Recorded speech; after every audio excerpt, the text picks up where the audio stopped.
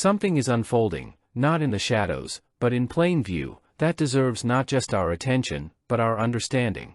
In April 2025, journalist Matt Taibbi stood before Congress, offering not speculation, but documentation, emails, exchanges, patterns. What he revealed was a troubling metamorphosis within an American government agency, the Global Engagement Center, GEC.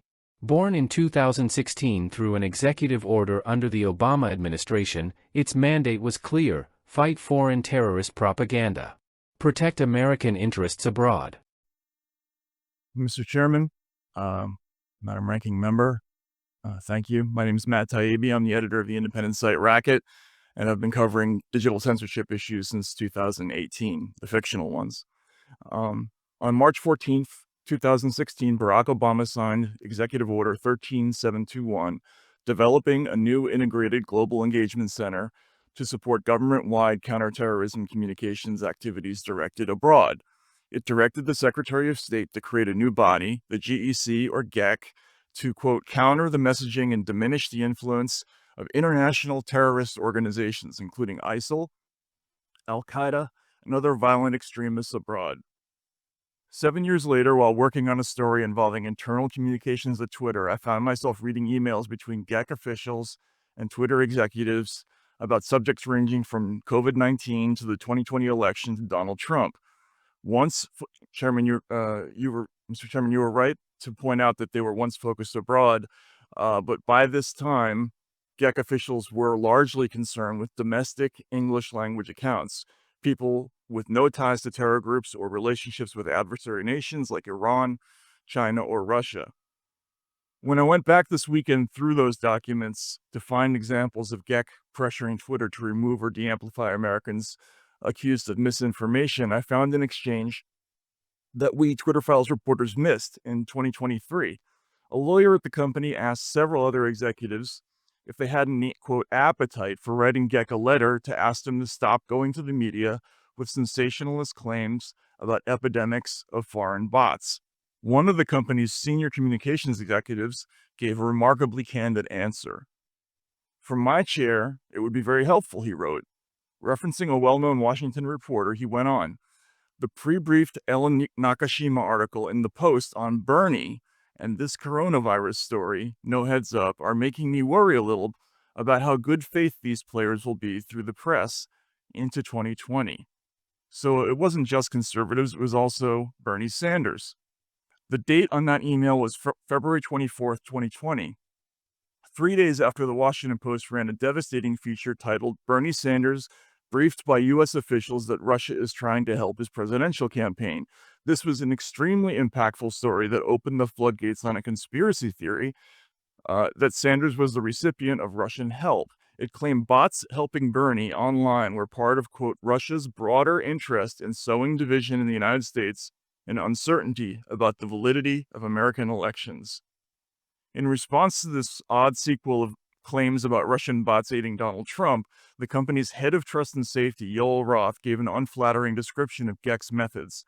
Quote, they use Brandwatch to monitor a handful of openly Russian accounts, for instance RT, and an unspecified number of accounts that they baselessly assert are inauthentic.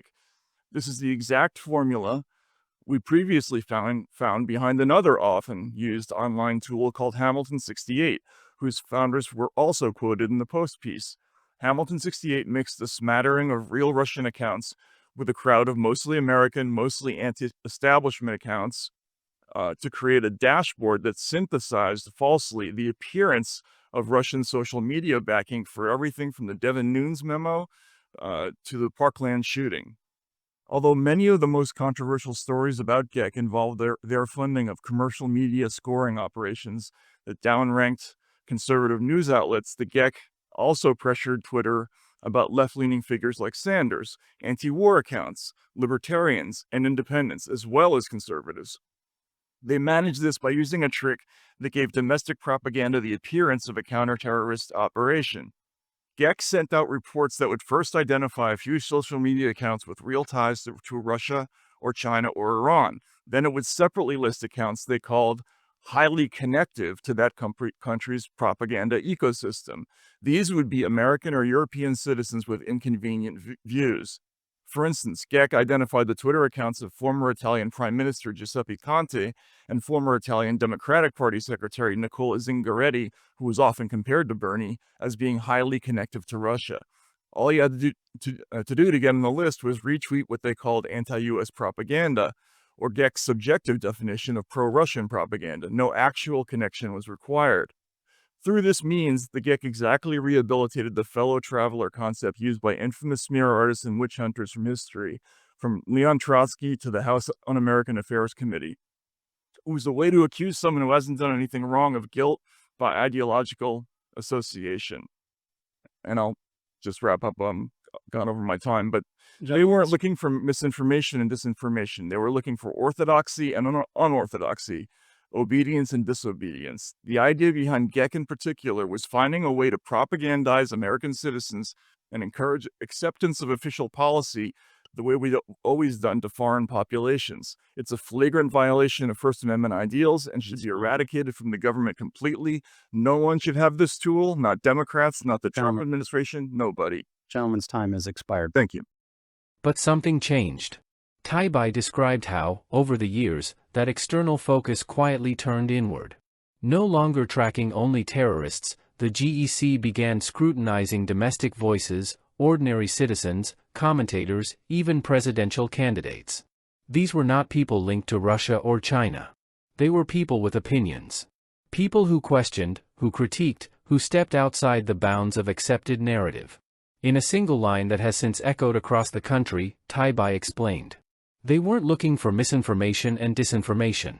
They were looking for orthodoxy and unorthodoxy, obedience and disobedience. This wasn't about truth. This was about control. Let us be clear, questioning is not rebellion. It is the foundation of democratic thought. And yet, we now know that social media companies, under governmental pressure, were encouraged to de-amplify, de-rank, or outright suppress views that were deemed inconvenient. This happened not only to those on the political right. It happened to Bernie Sanders. It happened to European leaders like Giuseppe Conte. Their offense? Sharing perspectives that, by GEC's evolving standard, align too closely with what it called foreign propaganda ecosystems. But often, no real connection to foreign actors was found. It was ideological proximity, not factual partnership, that triggered censorship. The mechanism? Tools like Brandwatch and Hamilton 68. Taibbi described how these systems mixed a handful of actual foreign accounts with a sea of domestic, anti-establishment voices, creating a false illusion of coordinated foreign interference. It wasn't precision, it was pattern-making. A form of guilt by digital association. If that phrase feels familiar, it should. Taibbi invoked a historical parallel. The GEC rehabilitated the fellow traveler concept, the same logic once used in the McCarthy era to smear American citizens not because of their actions, but because of their beliefs. What does this mean for all of us? It means the line between national security and narrative policing has been dangerously blurred. An agency designed for counterterrorism now operates, in effect, as a truth commission, determining which views are legitimate and which are not. And yet, freedom of expression, the ability to question, to dissent, to critique, is not a privilege granted by the state. It is a right. Not because truth is easy, but because it is hard. And without free dialogue, without the oxygen of open debate, truth cannot breathe. This is not a partisan concern. This is a human concern. The GEC didn't only target one side of the spectrum. It cast a wide net, ensnaring progressives, independents, libertarians, any voice that deviated from the central narrative. This was not about safety. It was about enforcement of alignment. And when the government decides what the boundaries of acceptable speech are, we cease to be citizens. We become subjects. What's most alarming is that these operations were not always public. Some executives within X, formerly Twitter, debated confronting the GEC over what they called sensationalist claims being fed to the press. They questioned the good faith of the very officials they were working with. And yet, the machinery rolled on. This brings us to a moment of profound self-reflection. As individuals, as a society, we must ask. Are we building systems that invite challenge and reform, or systems that silence deviation? Are we engaging in constructive dialogue, or are we punishing unorthodoxy? Are we embracing the complexity of human nature, or are we flattening it into obedience? The history of democratic nations is not a smooth one. There have always been tensions between order and liberty, between protection and privacy. From the Sedition Act of 1798 to the Red Scare of the 1950s, we've seen governments wield power to suppress rather than engage. And now, in a digital age, we're watching that impulse take a new form: algorithmic, bureaucratic, quiet. It doesn't arrive with jackboots. It arrives with dashboards and de-amplification protocols. But the consequence is the same: people stop speaking freely. They stop thinking boldly. They begin to self-censor. And when that happens, society doesn't just become quieter, it becomes less intelligent. Truth does not emerge from authority. It emerges from dialogue, from debate, from the courage to be wrong so that something better can be found. Taibbi concluded by saying, "No one should have this tool, not Democrats, not the Trump administration, nobody." And he's right.